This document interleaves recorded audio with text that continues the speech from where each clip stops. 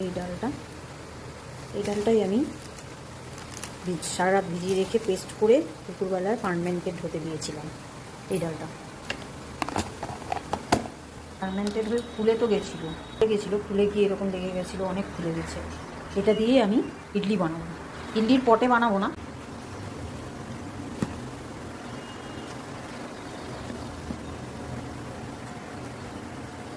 বেশ ঘন আছে।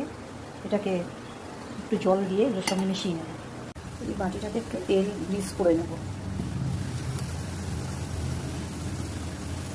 এর মধ্যে পুরো মাখাটা ঢেলে দেবো।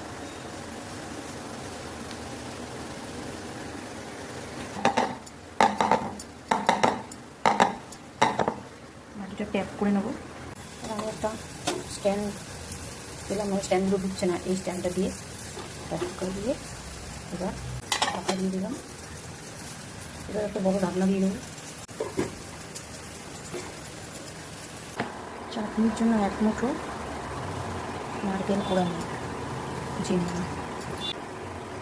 ছোলার ডাল ভেজানো নিয়ে নিলাম, বাদামটা নিয়ে নিলাম, রসুন দিয়ে দিলাম, কিন্তু কাঁচা লঙ্কা দিয়ে দিলাম।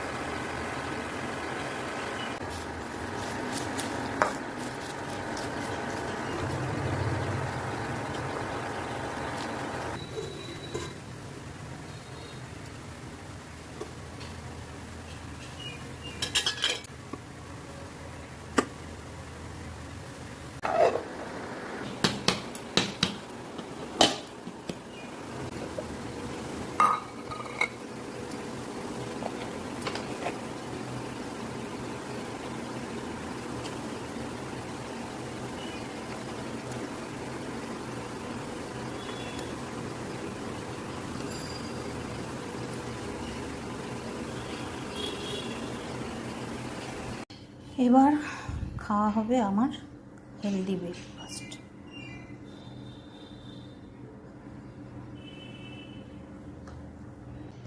এই যে আছে বাদামের চাটনি, আর এই যে হচ্ছে আমার খাবার। ঠিক আছে, খাওয়া শুরু করি।